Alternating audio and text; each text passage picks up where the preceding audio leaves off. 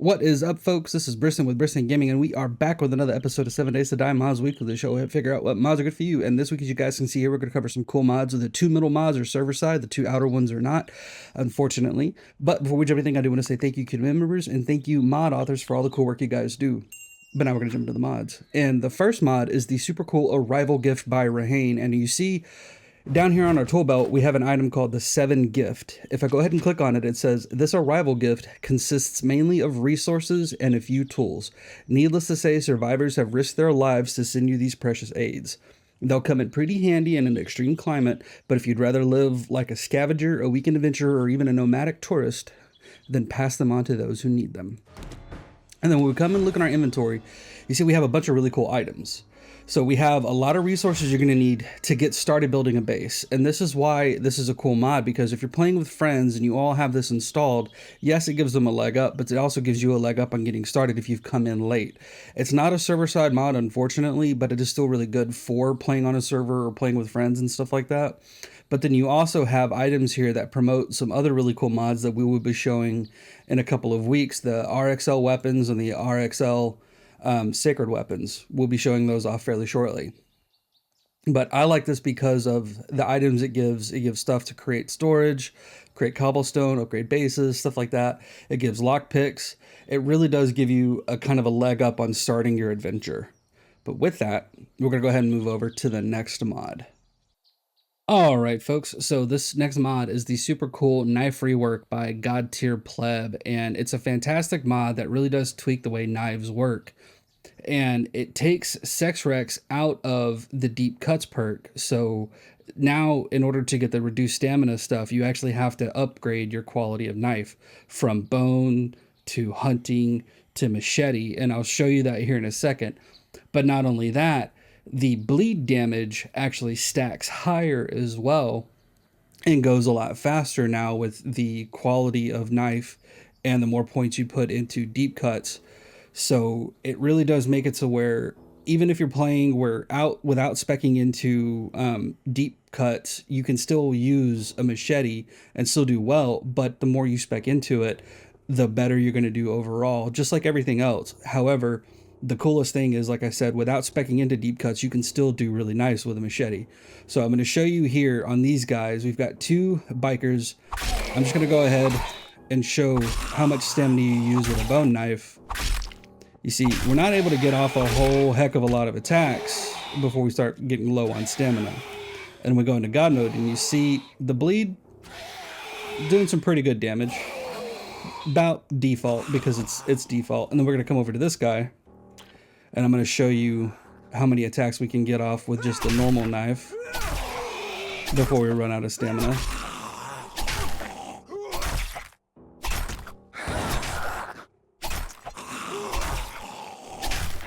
We're going to get off one extra attack before we run out of stamina, and he's almost dead.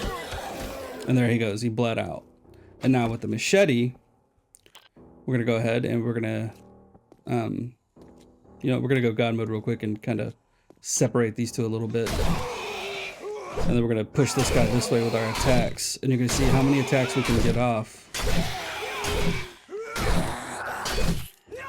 Get off a few more. I'm trying not to hit the second one. Just focus everything on this one, but he just keeps backing up. There we go. And look at that. Still doing some pretty good bleed damage, but we're able to get off a lot more attacks with this. So if you've got the knife upgraded with mods and everything like that, you can probably kill that guy in just one full attack swing, but he might die to the bleed. But now we're going to go ahead and we're going to put points into agility and deep cuts to kind of show what they're worth.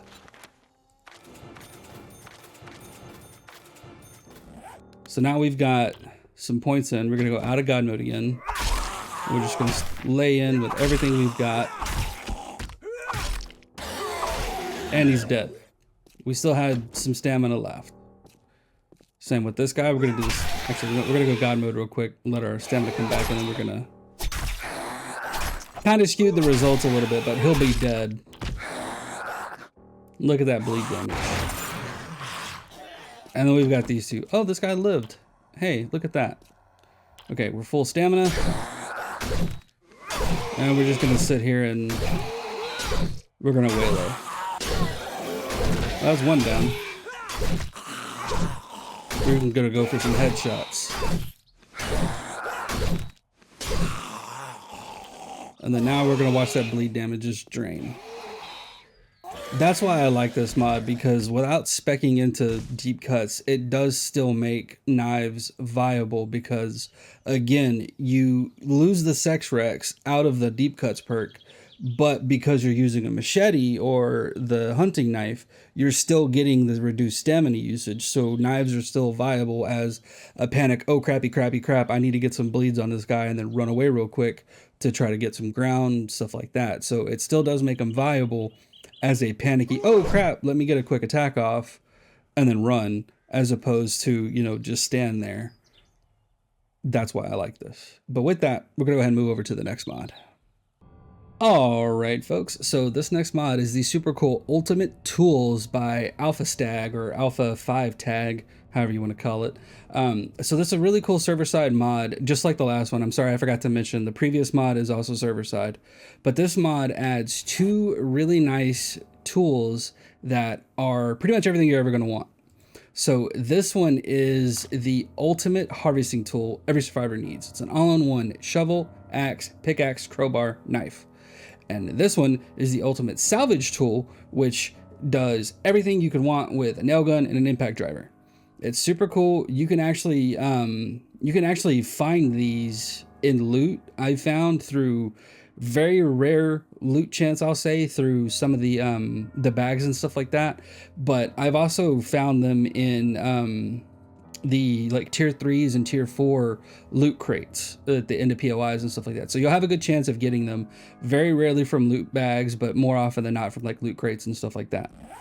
So we've got some stuff here to harvest. We're gonna go ahead and chippity chop, crackety dig, crackety dig, crackety dig, choppity chop. But if we want to do some more diggity dig, we can just, you know, diggity dig, diggity dig, diggity dig. And we've got this here. Hey, sorry, I'm using the wrong button. You see, we're gonna go ahead and we're gonna go God mode so we can have some stamina because we were out. But we're gonna go ahead and disassemble this bad boy. And we've got this thing here. We're gonna go ahead and disassemble. And then we're gonna go ahead and do some repair. There we go. We're gonna repair that. We're gonna repair these. You saw we were able to upgrade. And that's why I like this. This mod takes all the cool stuff from Darkness Falls with terms of the crowbar, how the impact driver and stuff works, and brings them to vanilla in a nice little server side mod that just lets you have fun with something that I honestly think should be in the game, because I hate having to have so many tools. That's just a personal opinion. But if you see, if we type in ultimate, you can also craft them. You have to unlock them through harvesting tools. You see what it costs. Unlock this one through salvaging tools. You see what it costs. Very expensive to craft. I actually found them through loot before I started to craft them, because I couldn't get the forged steel. I just didn't have enough of it.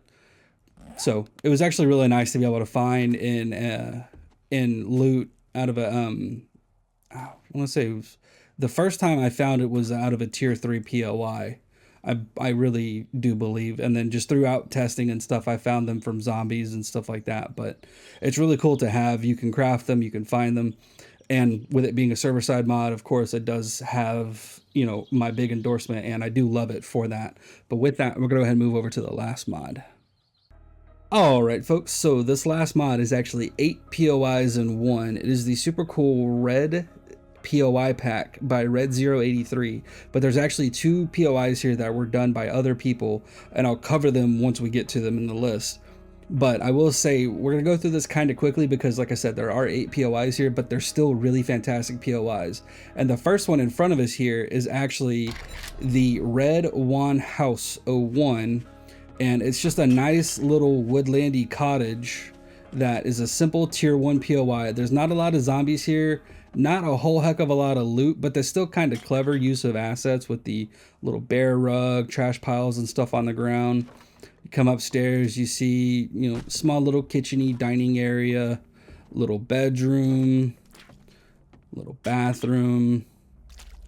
It's a small little tier 1 POI, and then you see nothing underground, but it is still a nice little POI for tier 1, and you could easily make this into a survivor home if you wanted. But with that, we're gonna go ahead and jump over to the next POI, which is the Red Wand House 2, which is a tier 2 POI that is probably one of my favorite houses because of just the way that it looks. I love this. I think I like it so much because I like the way that they did the balls here. I like this little parasol type thing there, and like what would be the chimney and stuff. I just really like it. But you come inside, you see you've got a nice little cozy den area here, plenty of storage and loot and stuff. You have a nice little kitchen-y area here, and then a nice little area with a big mama. And then come upstairs, nice little upstairsy area. You could turn into survivor living, storage and stuff. And then we come over here, other side of the kitchen, which comes downstairs. You have a nice little dungeony area. And then over here you have some nice main looty stuff. And I will say there's a secret in the well. That's all I'm gonna say. If you play with this POI pack, check out the well. And then we move on to the next POI, which is the Red Tank Stella. It's just another nice little POI, a little gas station. Make a nice little survivor home if you wanted. It's got plenty of room, plenty of storagey stuff.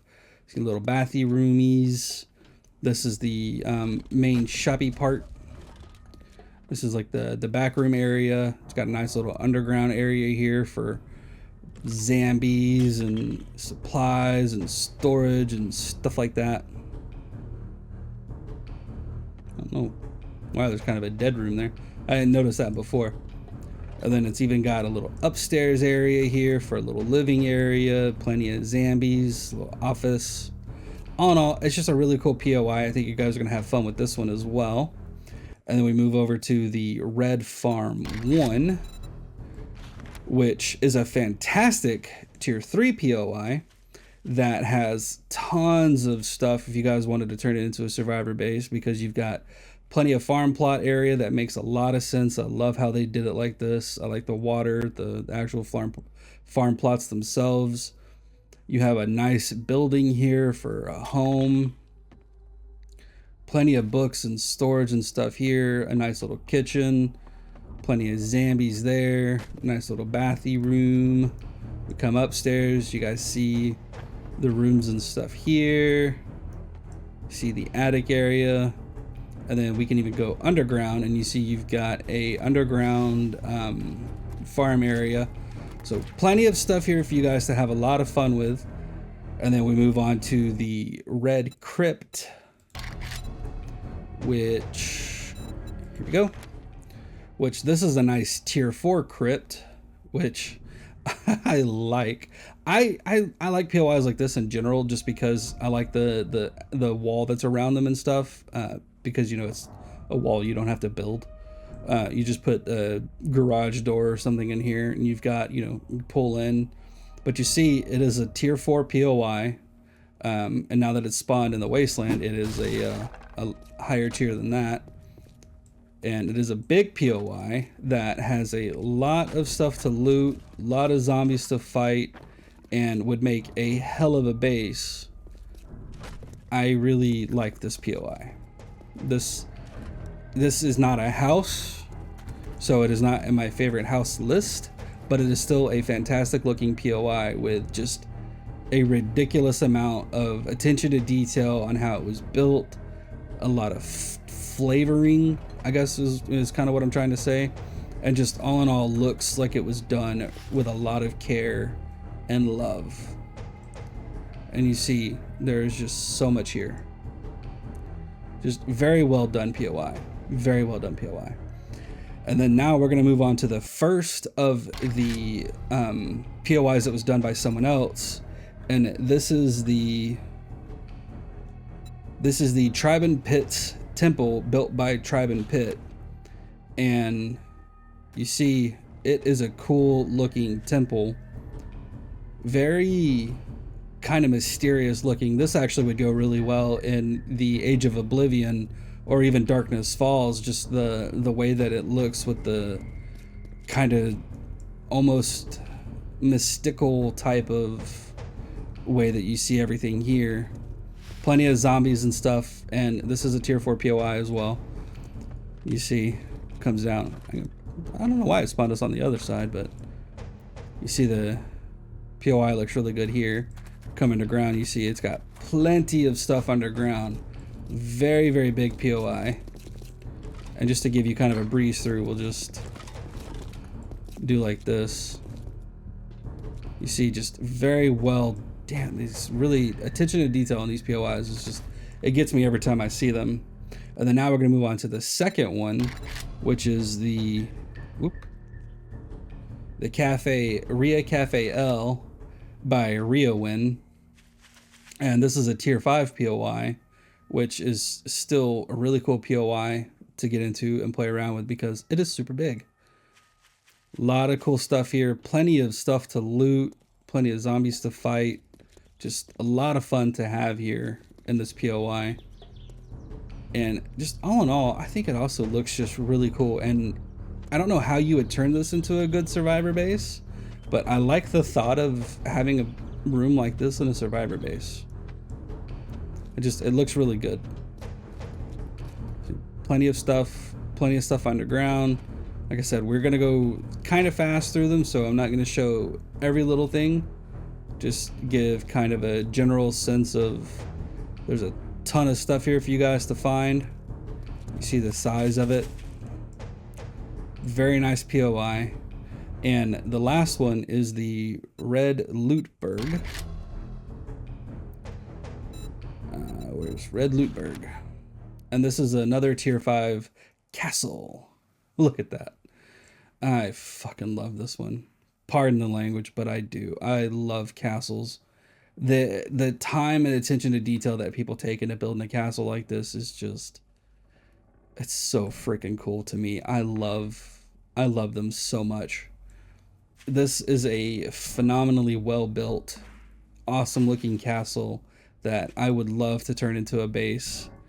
It's so well done. And plus, you know, with it being a castle, it's already upgraded pretty high. I don't have to worry about it. You see there's plenty of vehicles in here to wrench for gas and metal and stuff like that. You have plenty of spots to park a vehicle.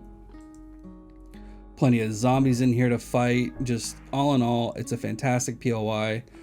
I don't remember how long each POI took me to clear. I do know that this one, as big as it is, I kind of got lost a little bit. And I had to go ghost mode like this and just kind of fly around because it is big. It is a big POI. I love this POI. And I don't know how you could turn this into a horde base either. I mean, probably have zombies funnel in from a side or something like that somewhere, but man, it is just super cool. It's got a big underground presence. If we back out, you guys can see it has got a big underground presence, almost as big underground as it is above ground. Plenty of fallbacky points and stuff like that. So you probably turn this into your horde fighting area. You'd have to dig a hole up for zombies to come through. But you could potentially make this a zombie fighting area. But all in all, you guys see, it's just a super well built POI. It looks fantastic. I love this thing. It looks so good. It is such a well put together POI pack. All of these POIs are just super fun to play with. You guys are going to have a blast with them. And we've been covering these things for 10 minutes now. So with that, we are done for the week. Thanks for sticking around, folks. I hope you had fun. If you liked the episode, go ahead, like, subscribe, all that fun stuff. But have fun, take it easy, and we will see you next time.